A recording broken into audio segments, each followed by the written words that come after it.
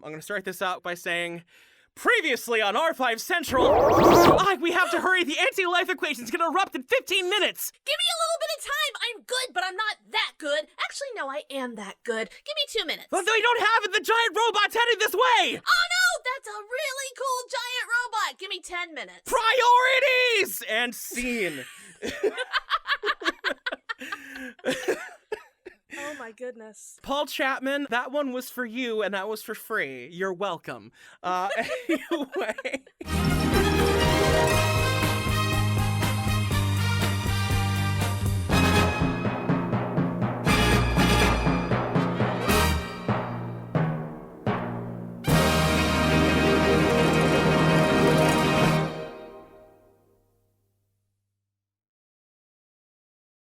Hey everybody, welcome to the Vintage Henshin 1000 subscribers special. Woo!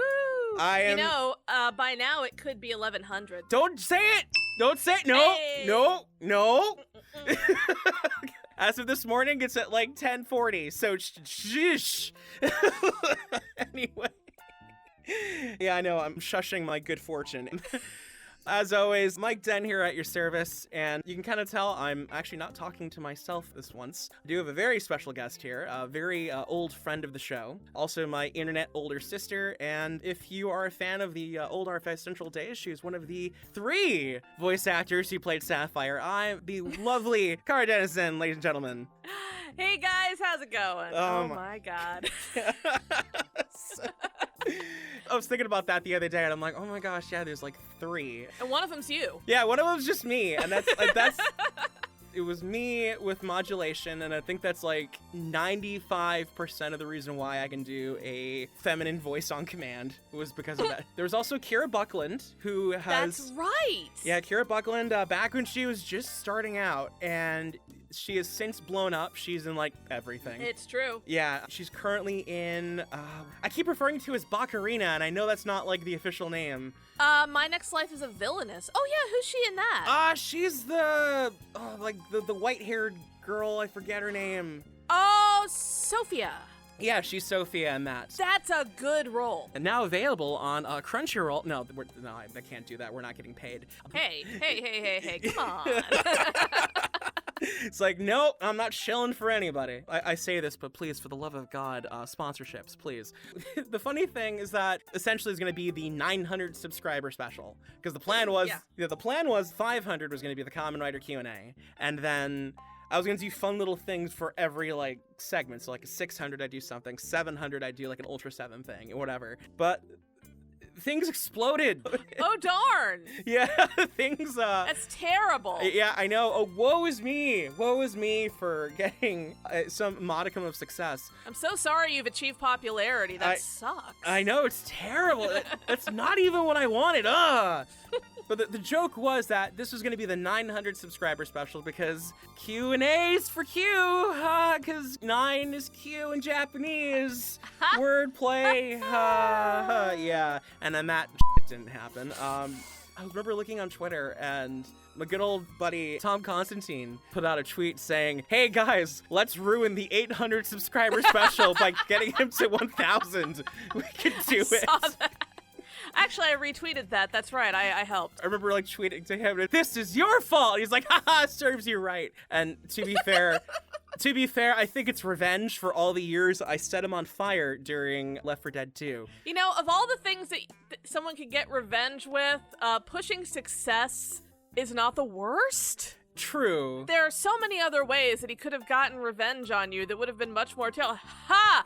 I will vindictively and horribly show people your work so that you will gain followers. That'll show them. It's like, you bastard! And like 2 people are like holding me back. But yeah, no, it's so weird the growth that has happened these past few months. And I just want to take a moment to just kind of recognize that, because sweet mother mystery, it's staggering. We officially launched the first video in Ultra Rewind which is now currently the most viewed video, with Rise and Fall of the Shogun Warriors in second place and climbing. Now we're at, 1,040 subscribers over the course of 7 months. I'm still kind of blown away by that. The big one, though, is Patreon. Patreon was started, actually we got it in, we grandfathered it right before the big change up happened where they did the different like rates or whatever. So it finally launched with Ultra Rewind. And right now we're at 22 patrons. That's really good. Yeah, 22 patrons, and we just cleared the first milestone. So the patron choice essay is now in the works. Oh, that's gonna be cool. I'm anticipating and dreading this. I am so curious. If you do want a say on the patron choice essay, this is actually a shameless plug for the Patreon in case you haven't figured it out by now. Head on over to patreon.com/vintagehenshin and you'll get to vote on the poll and also throw in some suggestions. So stay tuned for that one. And meanwhile, the podcast milestone. That's the next major summit, as it were, for the Patreon is currently at 67%, and I guess I can reveal some more details about that with this. Ooh. The name for the show as of right now is Tokusatsu Frontline. In some ways, it is kind of the successor of R5. R5 Central was my first podcast way back when, and we were kind of transitioning it into more of like a magazine kind of Top Gear type format. So it'll be a little more like that. All that is still being sorted out. I'm still trying to figure out guests and everything, but I'm kind of holding off because I still have a full plate right now, including Ode to the Mazer Tank. And there's also the big summer project that is currently in the works. Oh lord, that one's gonna be massive. Oh, yeah. Because that'll be the first time I'll actually have to commission translators. And Ooh. yeah, and then there's another episode of Extra in the works. Tell you what we'll do with the release of this little special, stay tuned to the channel because there might be a teaser trailer where I finally announce the summer project. So keep your eyes peeled on the feeds, computer boys and girls. I think that's enough plugging of everything. Let's get to the reason that people are here and are probably fast forwarding right now. Let's get to the questions. We're gonna kick off with some questions from Jimmy Jonathan Lee, who is a recent subscriber to the channel, and kicks off with, what's your favorite Showa Era Ultra Series /Ultra 7/Ultra Q? Yeah, I was kind of curious about this question because I thought it was like, okay, am I picking between the two of them or am I saying favorite overall? Yeah, I was kind of curious about how to kind of divvy that one up. So I guess I'll answer both. So between Ultra 7 and Ultra Q, I mean, Ultra Q is a lot of fun. I personally love Ultra 7. I have a lot of friends who have been getting into it recently, and they're kind of turned off by how procedural it is. Instead of like focusing specifically on the monsters or the aliens, it's more focused on the people. So that can be kind of a hard sell, but if you stick with it, you get some amazing stories for your trouble, and some of the all-time greats are in that series. Favorite Showa Era series overall, I'll say Ultra 7, or not Ultra 7. No, I'm gonna, yeah, it's like, no, I mean, I kind of want to, but I think it's gonna be Return of Ultraman. Even though there's like a retool that happens as part of what I call the best worst Christmas episode ever, because like 2 members of the supporting cast get killed off and Ultraman gets killed, reverse crucified, and flung over Earth as a victory lap. Yeah, on Christmas Eve, no less. So almost Christmas. So it's almost Christmas. Nicely done there. So...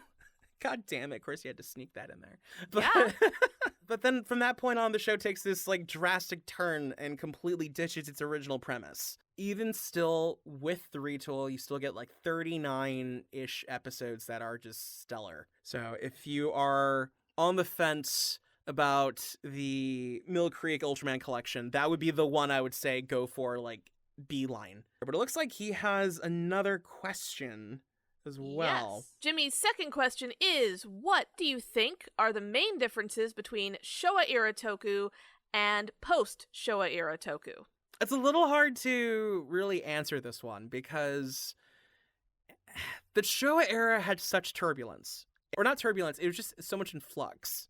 Because you had, like, the tail end of the 60s, so you had the peak of Japanese retro future. And then you got into the 70s, which is bright, experimental, and colorful. And then you get to the 80s, which is like a little grittier, and everything is peak bubble economy where there's like 17 different toys of vehicles and stuff. I think actually that might be the difference is just the toys and how that's handled and how it's incorporated into the show. The joke I like to make is that you have the phrase, kind of borrowing from Homestar Runner, the Chi Commandos buy all our playsets and toys. I just kind of changed that to buy all our upgrades and forms. The 70s and the 80s, that phrase was the backing chorus of the theme song. But as you moved into the 90s, into like the 2000s and progressed through the Heisei era, that phrase is like the first verse of the theme song, or if not the chorus that you keep hearing over and over. Like the merchandising kind of beats you over the head, and it can be kind of a hindrance. I'll go into that a little bit later because I think there's another question that actually mentions that. Yeah, other than that, it's really hard to kind of pin it down because, again, it's just that Showa era is so vast in terms of what happened within it, and just... yeah, that's the best way I can parse it, unfortunately. One last question from Jimmy Jonathan Lee. What kind of toku show would you like to make? That's a question I have, too. Oh boy, I'm getting the third degree. No, just, not the lamp and everything. Just kind of casually sitting across the room. See, she says this, but she's holding a UV light directly in my face. No, she's not. I made tea. That's even worse. How dare you? She's sipping it and looking directly into my soul. I made some for you. It's right there. I don't trust it. Anyway, now, as for what I would like to make, well, my dream has always been just to do like a love letter of everything that I enjoy. So, you'll have the kaiju, you'll have the robots, and then you'll have the fighting. So, all I'll say is that there are plans in the works to potentially make this happen. Whether or not that actually happens will, it depends on whether or not the world stops, being on fire, and the like. That's all I can really say on that. Stay tuned. You might find a more comprehensive answer to that question. So yeah, intriguing. Yes. Moving on to a question from Marcos that is maybe simple but not easy. Oh no. Favorite Kamen Rider season? Oh no! Like I said, simple but not easy. Okay. Favorite Kamen Rider season. Oh god. If we go by Showa Era, I'm gonna say it's probably gonna be Black. And I feel like that's easy mode, but Black had a lot going for it.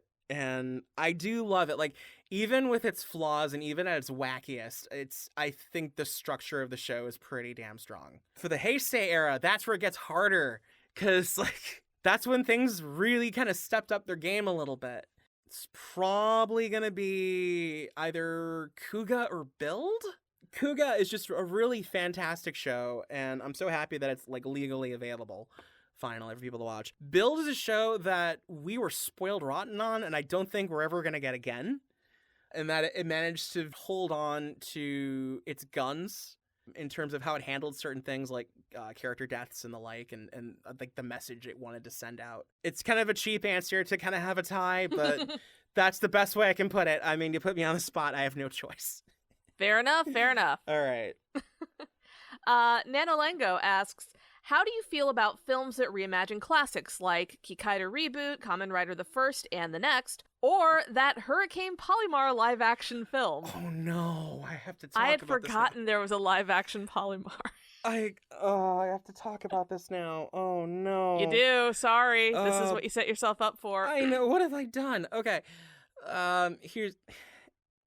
Okay. I think if you have something that is willing to go full spandex and not really be afraid of the source material and embrace it and also do something compelling and new with it, that's great. I kind of look at something like, say, Star Trek 2009, which not exactly peak Star Trek in terms of like the conceptual level, but it was still a fun origin story. But, compare that to, say, like Star Trek Beyond, which was basically like a classic series episode through and through. Something like that. Like, I love that. And I think that's an example of it done right. Now, when you have something like, say, Kamen Rider the First, which was designed to be like the Japanese Batman Begins, and it tries to appeal to everybody, and there's a bit of drag. It's kind of 50-50. I will say, though, that I need to reevaluate the Kamen Rider the First. It's been a while since I've actually seen it all the way through. I still love the suit designs for it. The next, on the other hand, I need to show that to you someday, because it is a...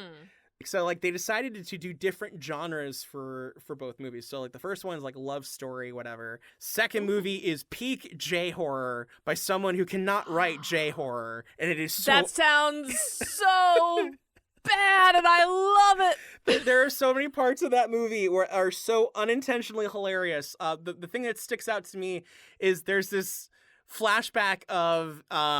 the lead actress, because there's like a Sadako type character who keeps haunting people through this one song.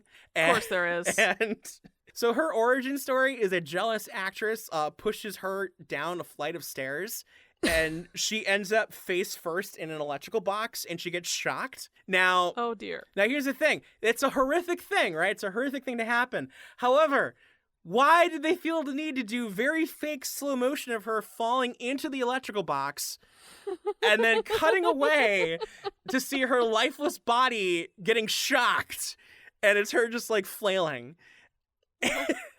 Words can't... So when you say it's bad J-horror, are we talking like 2 bottles of wine, Hausu, 1 a.m. bad J-horror? I mean, that's not a bad movie. Okay. You and I... Okay. It is what it is. I don't want to call it bad because I don't genuinely believe that Hausu is bad. I believe that it has a lot of Garth Marenghi elements to it. Literally, in some cases, they did the thing with the cat, right, as we discussed on R5. Yep. And I am still not over this. Yeah, I want to point this out for the people playing at home. For an episode of the sort of attempt at a return for the show, we recorded a light episode in which I made both of my co-hosts watch House, and... So, I just want to point something out. If you're trying to argue for the quality of a movie, and then you talk about making people watch it, you're losing your battle. I mean, it was a good time. Everyone's going to come at me on Twitter to say, how dare you? And it's like, no, I absolutely recognize and love and appreciate Housey for what it is. But the first time you watch it, that first time you watch it, I'm just saying, unless you are fully braced for it being its own literal fever dream genre. Literal fever dream. I remember where I was when I watched it first. Oh my God. I remember texting you about it. Actually, no, we called you. Wait. We called you. Oh, that's right, because we did the we did the Skype review of that. Rob and I called you. Oh, wait. Oh, I was thinking of something else entirely. Yeah. No. Rob and I called you from his apartment. That's right. Oh, geez. And we're like, what the hell is this? Now, don't get me wrong. Now, with years and experience, and I might actually watch it because I want to, which is a higher rank than some movies, say Lair of the White Worm. Oh, boy. Would achieve. And now one particular person is going to come and murder me for that one. What did you say about Peter Capaldi? No. Look. I love and respect all my favorite actors, but there are some places that I don't even want to tread even for them. God. Please continue with the actual question. I wouldn't call it like that extensively bad, but it's maybe 1 bottle of wine and a pizza, maybe banana splits. Oh, ooh. Yeah. Okay, I'm picking up what you're laying down. I gotcha. Okay, cool. All right, yeah, we'll have to make this we'll have to make this happen. Oh my god. That's a whole other sidebar that we're just gonna leave alone. Yeah. Oh my gosh. Yeah, no, Kara is basically my bad movie partner in crime, whether she likes it or not. I should do something about that. You should, but you won't because I'm adorable. I could just feel the venom coming through the internet at this particular moment. Yeah. But yeah, I really need to see the first again. Next is just hilariously bad. Kikaider Reboot, that was a movie that I think played its cards a little too soon. That's what I'm talking about when you have a movie that's afraid to go full spandex. Because that's a film where the supporting cast is completely unlikable. The best parts of the movie are literally in the trailer, and the ending drags. Like, the climax drags out. The only good thing to come out of it was the Kamen Rider Gaim crossover episode, which is saying something. As for Hurricane Polymar, the movie starts out really good, but then falls on its side and just kind of waddles and doesn't get back up for the rest of it. What you say about not being afraid to go full spandex, I think in U.S. entertainment, and I would say even in the attempt to make anime films, we have sort of a similar thing. Yeah. Just as people have put it, just do the cartoon. It seems to be a sort of one-to-one where it's like, if you don't just go, screw it, this is what it is, let's go with it. Right. And you try to sort of brace yourself with a little bit of, sort of real... When I say real-world footing, I mean at the expense of other things. Right. I feel like the best example is Arrowverse, DC superheroes, that one shot of everybody in full costumes, even the low-budget ridiculous ones, versus Smallville. Yeah, It's that kind of difference. It's like, look, if I wanted to see what stuff was like in the real world, I would go outside. I'm not opposed to takes on spandex stuff, the Batman trilogy. Right. And even that's walking a line. That doesn't even go all the way like that. I'm not averse to them, but holding them up as the best way, the right way, the modern way, the way that everyone wants because they are tired of other stuff is definitely, to me, incorrect. Because the reason I go to anime, to toku, to superhero stuff is because that's what I'm looking for. Right. I love them when they're done right, but when you don't go over the threshold, you don't dip your toes into the pool, that's where darkness lies. Although I feel like there is such a thing as going way too spandex and going way over the top, and that's where I point at the director's cut of Karate Robo Zabogar. It's one of the few movies where I'm like, you didn't need to do what you did. You were good with the theatrical cut. Why did you not just leave it with the theatrical cut? And then I remember outing myself when I saw that at the Milwaukee Film Festival by actually singing the opening credits in the theater. So Nerd. So all of a sudden I'm sitting next to my friends and it's like, Akai shigu naru hito sai. Everybody around me is like cheering. Like... And then everyone clapped. I mean... All right, let's move on. Oh, let's throw one in from the patron questions. Yeah, I was just about to say. Joel Adler asks, hey, Joel. What obscure tokusatsu do you think deserves more love or awareness from the general fan base? This is a good one. That is my deep thinking grunt. And we all have one. Yeah. So that's his. That sounds like almost like I'm stubbing my toe on a Lego at like 2 a.m. It'll probably be Guyford, 7 Stars Fighting God Guyford. If you're hearing that and you're thinking Biobu Storm or Guyver, you're not off because there are some strange similarities that pop up throughout. It's an interesting show because the monster designs are amazing. The hero design is fantastic. It's, from what I remember, was a creator-owned show. It came out from Toho. Some of the staff that worked on it would later work on Grand Caesar, which was the start of the Cho Seishin series. Try saying that 10 times fast. No, thank you. Yeah. But it has some of the most unique fight choreography out of any show of the time because everything's rooted in martial arts. So even our main hero is using like karate, and it's not like super overdone. It's not super stylized. It's very rooted, very grounded. and it makes it very unique. And the fights are a little more subtle that way. Things get zanier as it goes on, because suddenly you get a left field turn where it's, guess what? We have these sewer mutants now that are similar to you in construction, and now you must fight us. And also, this one woman who is thought to have been dead is now a cyborg for some reason, who also keeps showing up bare leg because, I don't know, the designer is a pervert. So I wish it was legally available. Discotech, if you're listening to this, please consider. It has such a warm place in my heart because, like, I remember watching that as a kid. Like, I actually have, like, a tape of the broadcast of the first 4 episodes. And the funny thing about the show is that it was sponsored by Capcom. So Oh, really? you had, like, period Capcom commercials just saturating the breaks. So I have, like, vintage Resident Evil commercials, and I think it's like X-Men Children of the Atom and Street Fighter Alpha. It's such a warm place in my heart for that show, and I would love it to get some more love and attention. Alex Ashbourne, aka Wario94, has a few. Oh. His first question: where were you when you heard the name Chaiyo Productions for the first time?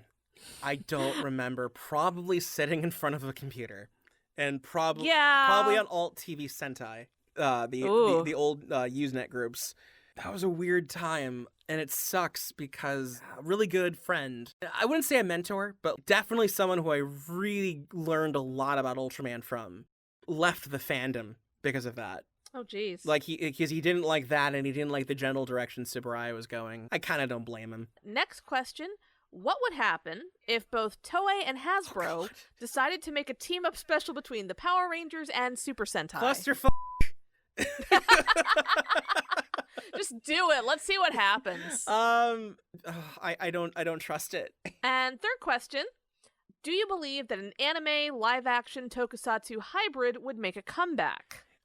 Look, all I'm saying is we got a full episode of Eisenborg in, like, 2018. I'm sure the year's gonna be wrong. But yeah, so, like, Return of Eisenborg, we got a full episode of that, and it was the best thing ever. So all I'm saying is you just need to get the same crew who worked on that, let them do a completely new Eisenborg series, and I would be on board for it 100%. I think it's totally possible. But the thing is, I feel like you have to be kind of tongue-in-cheek about it, because there's no way you can do that and take it seriously. Even Born Free, when you, like, watch that as, was it Return of the Dinosaurs or whatever, there's no way you can look at that and take it seriously. I was going to save this for the errata video that I want to do at some point. When I did Lawless VHS Zone, I mentioned Return of the Dinosaurs, and I got to the end of it, and it came out, and then a buddy of mine reached out, and he's like, I'm surprised you didn't mention Attack of the Super Monsters. And I'm like, wait, what? Yeah, the Eisenborg dub. And I'm like, oh God, I totally didn't. And so I had a moment where I just put my hands in my arms, and I hated everything for like 5 minutes. So, so like, for the people who pointed that out, I'm like, believe me, I was aware a few minutes after it was uploaded, and I live with this sin. All right, let's move on then. Digilotl wants to know, what do you consider the most helpful and least helpful resources or methods during research, and are there any common mistakes you see made that could be easily avoided? Oh boy. So this is more about the research and curation side than the toku side, which... Yeah, oh boy. Yeah. Time for the soapbox. So... drag it out! Here we go. All right. So, yeah, the most helpful thing, I think, is anything physical. So, I'm talking like fanzines, reference guides, things of that sort. The least helpful is Wikipedia. Specifically fan wikis. It's good for song lyrics in a pinch. I've used it for karaoke, but that's it. I've had to edit some entries when I was doing stuff for Gridman. And then the big one, the thing that always bugs me when someone tries to bring this up is Battle Fever J is part of the Marvel Universe. It has an official designation, but it doesn't, because the Earth designation for Battle Fever J is literally its air date for the first episode in reverse. Which is... Well, and that's the thing for Spider-Man, the Japanese Spider-Man in the Marvel Universe. His Earth designation is his first episode air date in reverse. And so, like, somebody thought, I'm gonna get my OC explanation in there. It showed up on the Ranger Wiki and no one vetted it, and so it showed up on a bunch of other things. This thing called the Marvel Master List, which people try to consider as like the be-all end-all document, but it's not officially sanctioned. I brought this up on Twitter once, but someone was like, well, isn't it just fine if it's like that? Because like maybe it will become canon. I'm like, no, that's gonna get someone in trouble. Yeah, there's a thing about copyright holders and... Exactly, because that is a really sticky situation. You know, some intern's going to look that up and is going to think that's, you know, the gospel truth, and it's going to cause some problems. So when it comes to stuff like that, no. So just get rid of that shit. I need to just go through every wiki and just purge that myself. I'm like the Inquisitor from Red Dwarf or something, and I'm like tracking down every version of it. Oh my god. I can't believe I brought that up in the year of our Lord 2020. I can. Yeah. The common mistakes I always see are believing rumors and running with them. Also going to like Japanese wikis and just using machine translation and getting stuff wrong.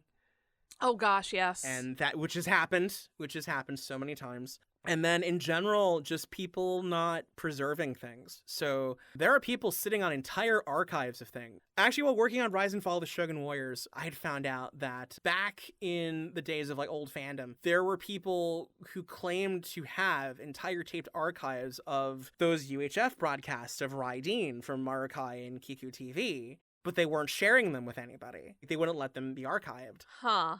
And you have these people on eBay who are selling copies of like the Japanese Fantasy Film Journal for like 3 times the markup.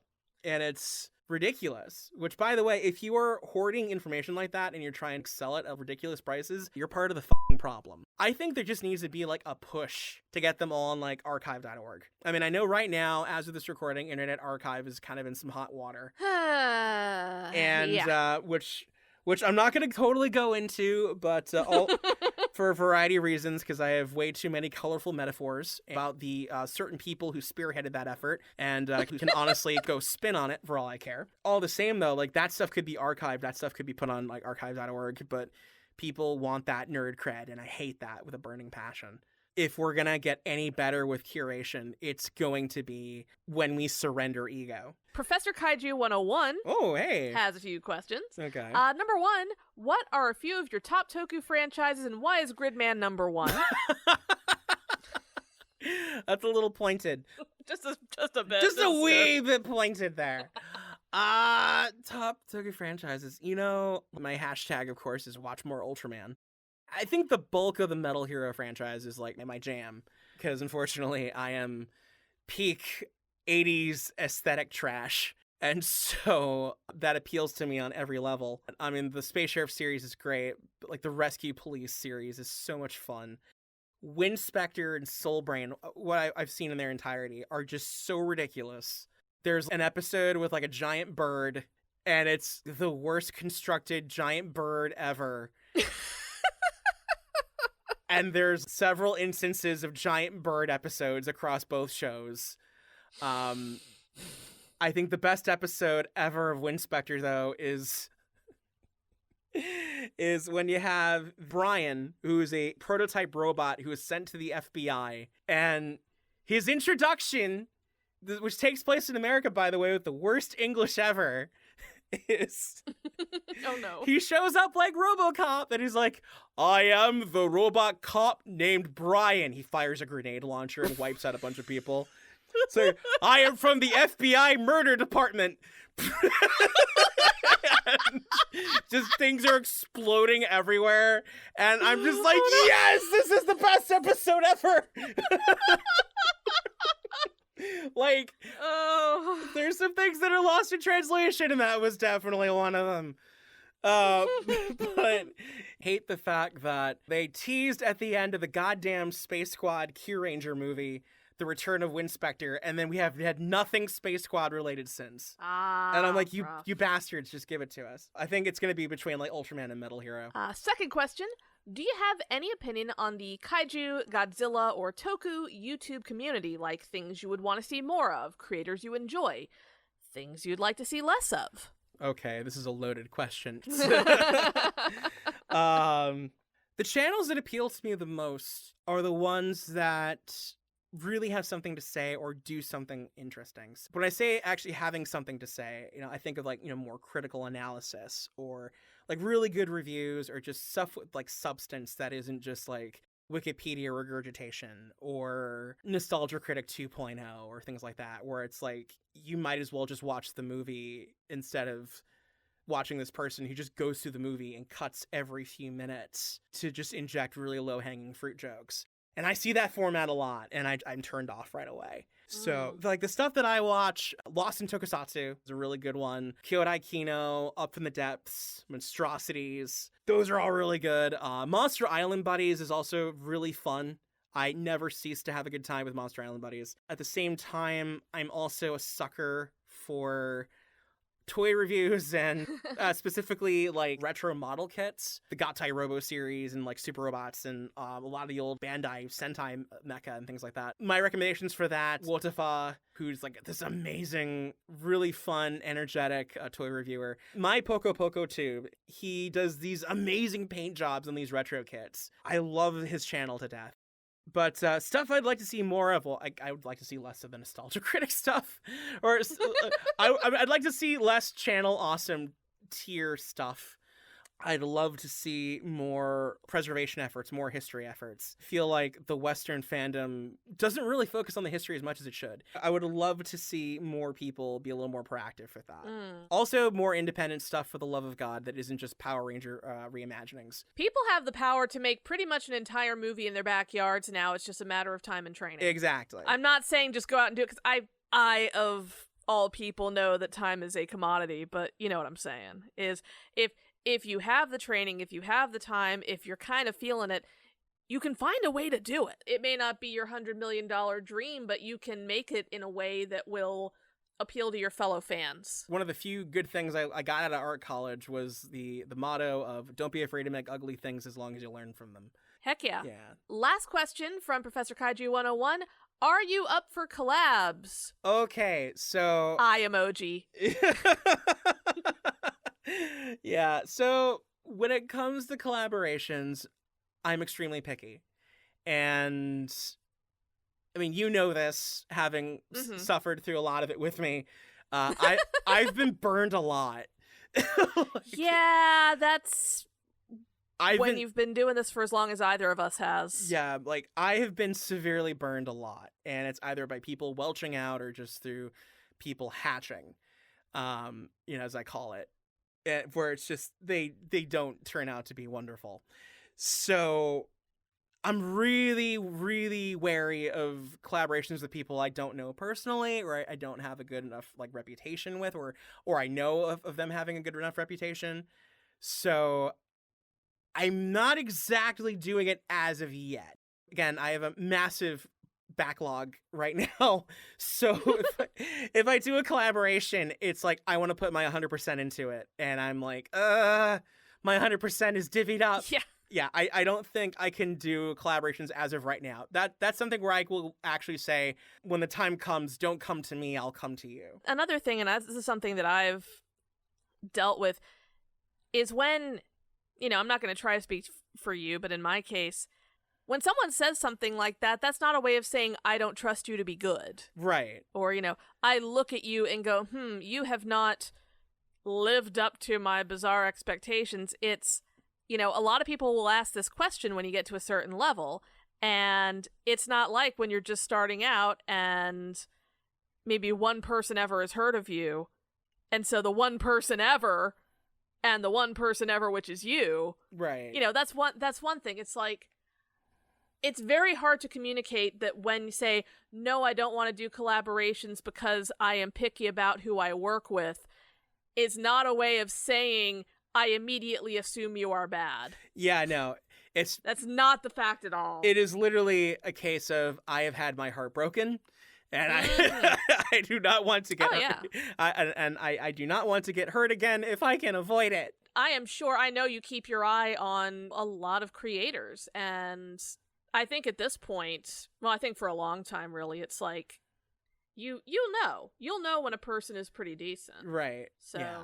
But again, there's only so many hours in a day. Yeah, there's only only so much time. Like, again, 2 or 3 months worth of content is just in like the back burner right now. So, Oof. I can't even imagine, but I'm looking forward to it. So, another Patreon question. Hey. This one is from Patrick Casey, who wants to know, do you know what the RX in Kamen Rider Black RX stands for? Nope. Next question. No, okay. Alrighty. No.